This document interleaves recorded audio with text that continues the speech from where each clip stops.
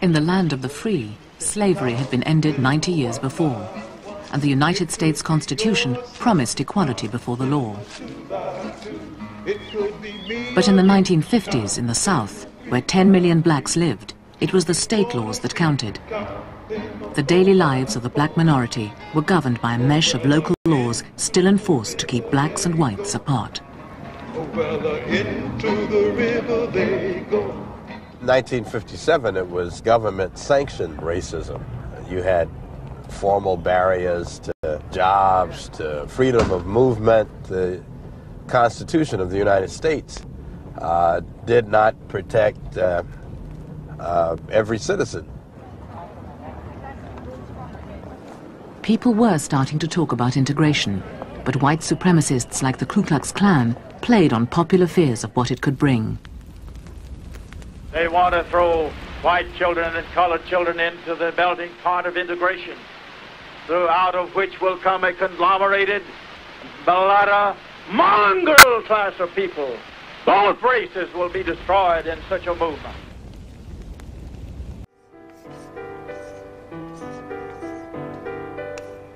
In 1957, while segregation was being extended in South Africa, it was starting to come under attack in the United States. Arguing that the US Constitution rendered local segregation laws illegal, black Americans got the US federal courts to order schools to integrate. No blacks had ever been to the Central High School in Little Rock, Arkansas. But 9 children became a test case to break the color bar. Ernest Green was one of them. It was, at that time, the premier high school in the Mid-South. It always turned out large numbers of merit scholars, but it was a barrier. It was something that because I was a black kid, I could not attend there.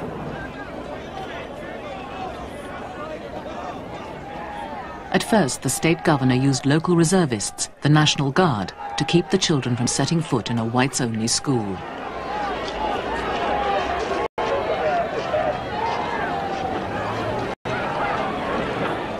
Under pressure from Washington, he finally agreed to let them in.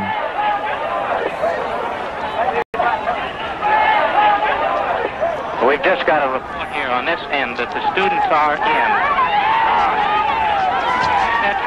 But when the white crowd waiting outside threatened to turn into a lynch mob, the children had to be evacuated to safety.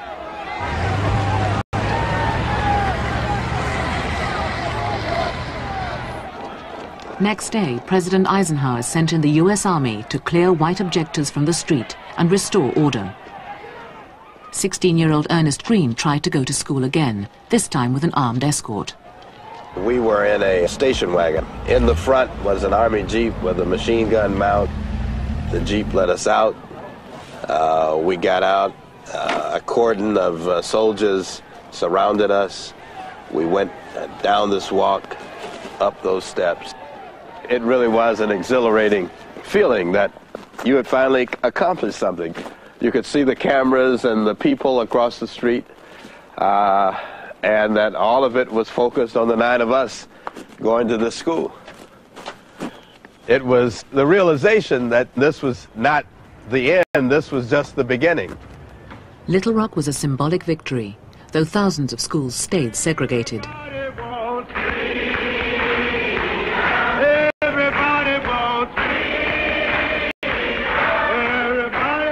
As the civil rights movement spread across the country, it showed how mass action could succeed where court orders on their own had failed.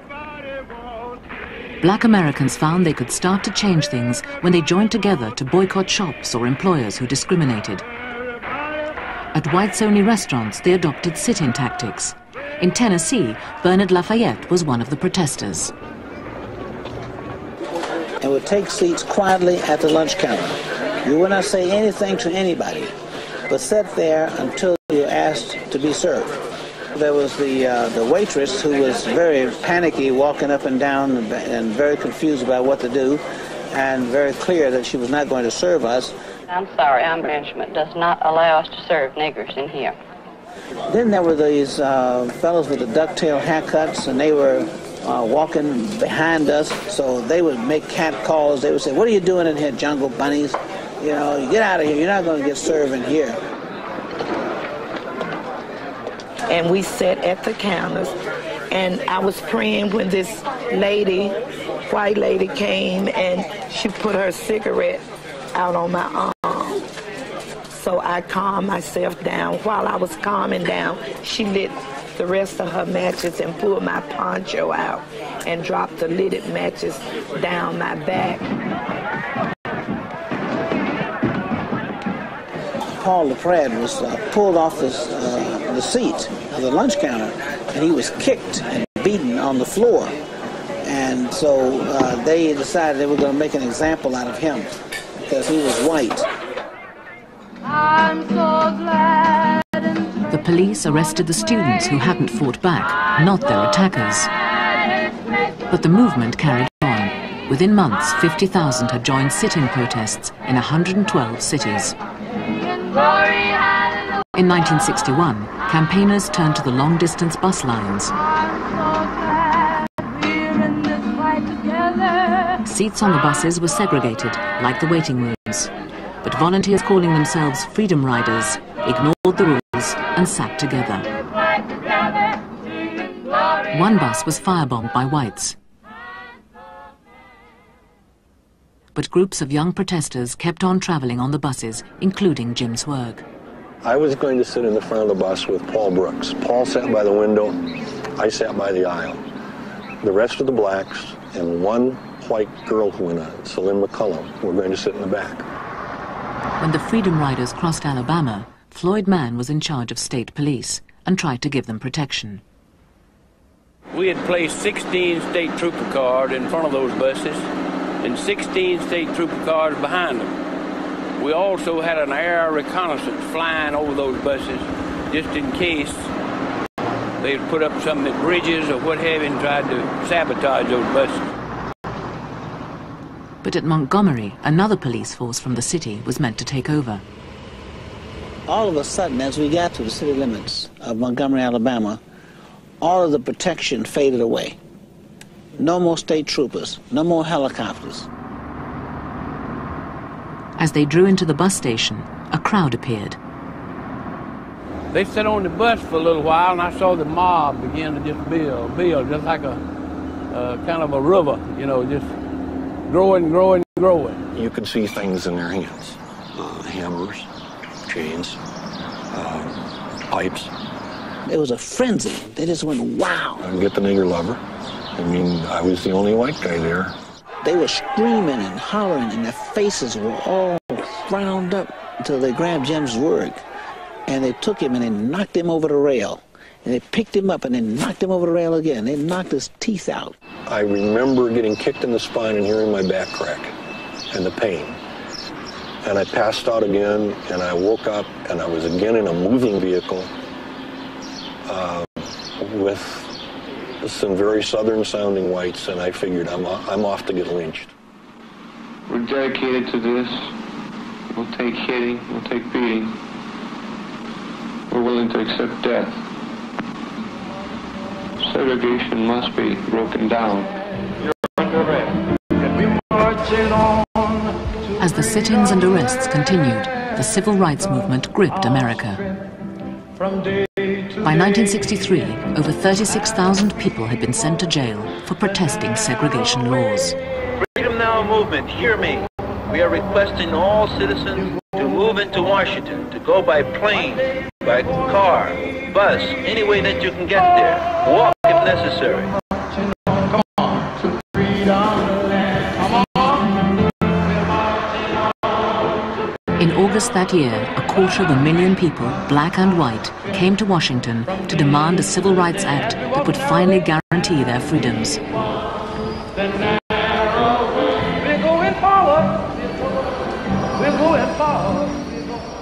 Martin Luther King spoke from the Lincoln Memorial. I have a dream. My 4 little children will one day live in a nation where they will not be judged by the color of their skin, but by the content of their character. I have a dream today.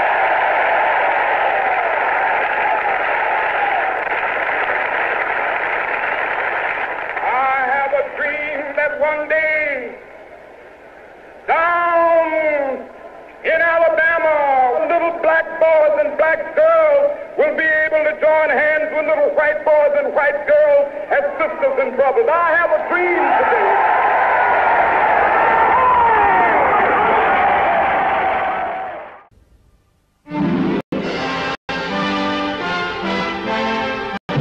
Congress passes the most sweeping civil rights bill ever to be written into the law, and thus reaffirms the conception of equality for all men that began with Lincoln and the Civil War 100 years ago. In 1964, the same year Nelson Mandela was sentenced to prison, the Civil Rights Act introduced by President Johnson gave black Americans a real advance. This Civil Rights Act is a challenge to all of us to go to work in our communities and our states, in our homes and in our hearts, to eliminate the last vestiges of injustice in our beloved country.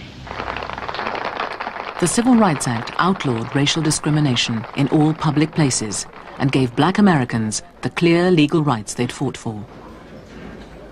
But their very success provoked a final stand by Southern whites. Alabama's Governor George Wallace led the fight against an integrated America. I draw the line in the dust and toss the gauntlet before the feet of tyranny, and I say segregation now, segregation tomorrow, and segregation forever.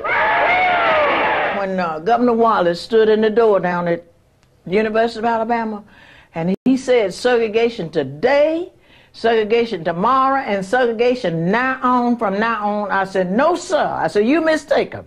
It will not be segregation from now on.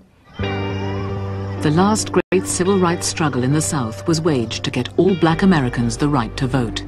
They had it in theory, but in countless Southern towns, local registrars refused to put them on the voting roll. Every time you would go down there, they would make you come back next month, come back in 2 months' time, or you may have to come back next year. And they intimidated us so much so, until some people just wouldn't go back. In Alabama, only 10% of the black Americans were actually registered. The number one trick was to ask questions that no one can answer, like how many bubbles in a bar of soap, right? They asked blacks that, but they didn't ask whites that. So you asked impossible and stupid and inane questions of people who did not want to vote, knowing that these had no answers. On this side, now right here you interpret, in other words, you tell what it means. Just write your meaning, your understanding of it. Can you explain the Constitution? Can you tell us what the Constitution means, every word of the Constitution? Well, we didn't know. It did not matter whether you had a PhD degree or no degree. They just would not register Negroes. Selma, Alabama, was a center of white resistance and obduracy. When a group of teachers tried to present their case at the registration office, they were stopped by Sheriff Clark. This courthouse is a serious place of business. You seem to think you've taken it for just to be Disneyland or something on parade. Do you have business in the courthouse? We just want to pass. Do you have any business in the courthouse? The only business we have was to come by to the Board of Registers to register. The Board of Registrars is not in session this afternoon, as you were informed. You came down to make a mockery out of this courthouse, so we're not going to have it.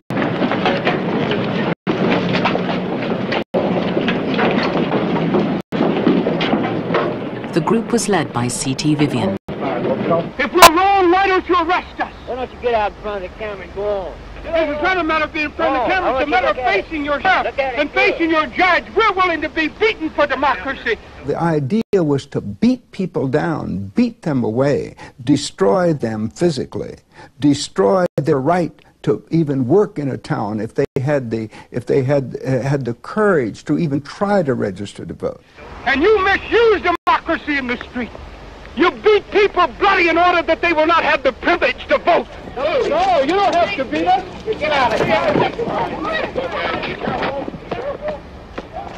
the act by Sheriff Clark was the normal act of the South. This is the kind of violation of the Constitution, the violation of the court order, the violation of decent citizenship. You can turn your back on me, but you cannot turn your back upon the idea of justice.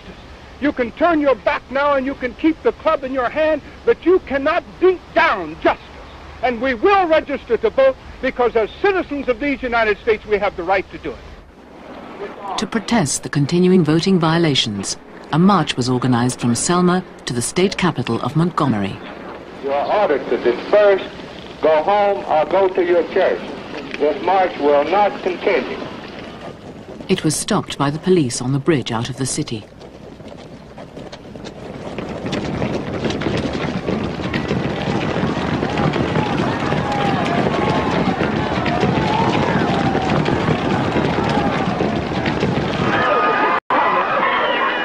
Television showed the scenes across the United States.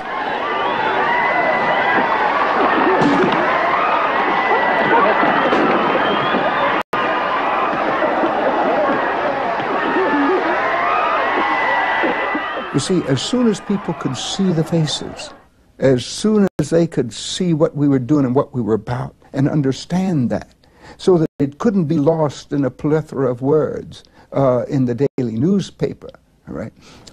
Then they could see it. It was obvious. This must stop and full rights must be given to all of our citizens. Civil rights workers rushed in from across the country. The president pledged his support. And with all of America watching, a column of 3,000 marchers made another attempt to cross the bridge out of Selma. There would never be such unity and optimism again. Though black Americans still faced poverty and individual prejudice, it was the high point of the civil rights campaign.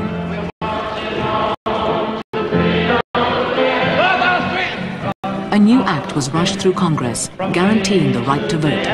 Within 10 years, the number of registered black voters trebled to 3 million. We're going forward. We're going